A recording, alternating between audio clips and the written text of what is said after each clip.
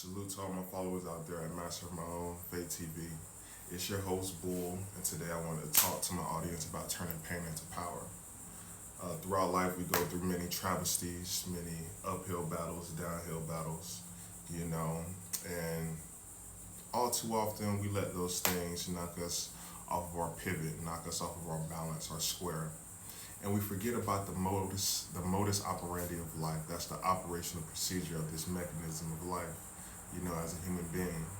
And, it's survival of the fittest. It's been that way for thousands of years, tens of thousands of years, even far beyond that, right? And we live within these walls, in which we take that aspect of life from our humanity, right? And then we put ourselves in these boxes to fit these many programs that society says a human being is supposed to fit inside of, right? And if you don't fit inside of that, we then develop anxieties, depression, and other matters of what they said categorize mental health as. You feel down on yourself. Once you're within that space, it's a lower vibration. So it takes your focus off of your vision, your destiny, what you're actually here to do, what you're actually here to materialize for yourself and future generations that's going to follow behind you, right?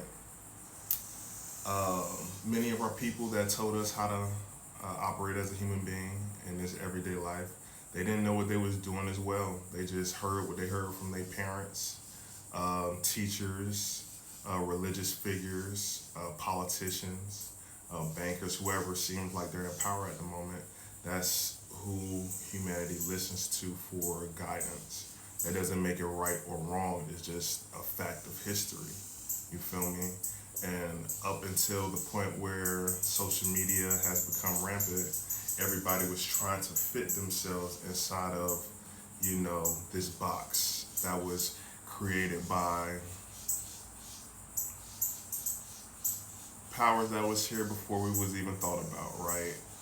Just to guide humanity into a space of developing whatever they see fit within those moments of time. And it's only been a select few individuals throughout humanity that broke the mold and said, hey, I don't want to fit in this box. This don't feel right to my spirit. This don't feel right to my soul. This is not in alignment with God. You feel me? Or whatever your supernatural epitome figure is, whatever you gonna call that, right? And that creates challenges with mental health when your soul and your spirit wants you to operate one way, but the system is grooming you to operate in another, and complete contradictions most times. You feel me? That can make you feel depressed. That can make you feel anxious. That can make you feel like you're not achieving what you're supposed to in life. You don't listen to a man as to how you're supposed to operate in life. If you have that connection with God, you listen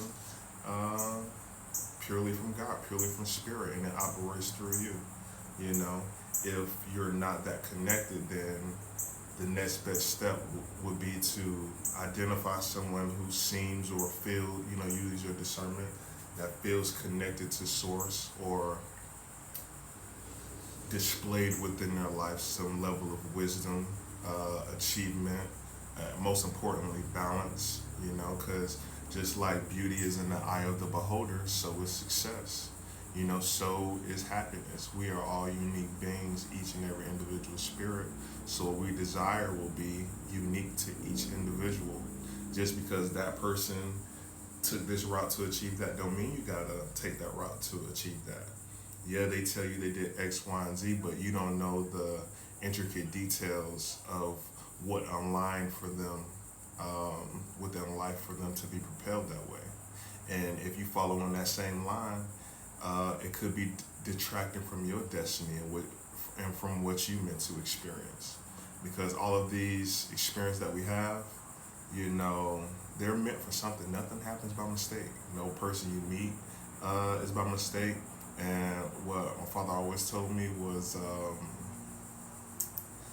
no man is your enemy or your friend, only your teacher. You learn from those experiences. So you don't take, whether it's good or bad, you don't take it to heart. You simply receive, process, and then you respond. And you don't skip steps, because if you don't process effectively, you could respond the wrong way, and you don't never know what that can land you in, right? So this was just a quick 5-minute mental health workshop on turning pain into power. The defining measure of turning pain into power is all about how you respond. Are you going to let it beat you down, or are you going to let it make you better? If you don't let it beat you down, you won ultimately, because boom, you then process, take the experience that come with them circumstances. Yeah, you process it mentally, emotionally. You feel first when something happens. You feel it. You feel the emotions from that. Then you process it through thought, and then lastly you respond physically. And as long as you process things, in that manner, of course, we ain't always gonna be perfect, but practice does make perfect. You feel me? So the more you run that experience across, we call it a frame of mind, emotions, thought, and then physical. You should be good, and you'll know if you're getting better by the results of your response to whatever that adversity might be. You feel me? But without further ado, bull out, go forward and be great and become the master of your own fate.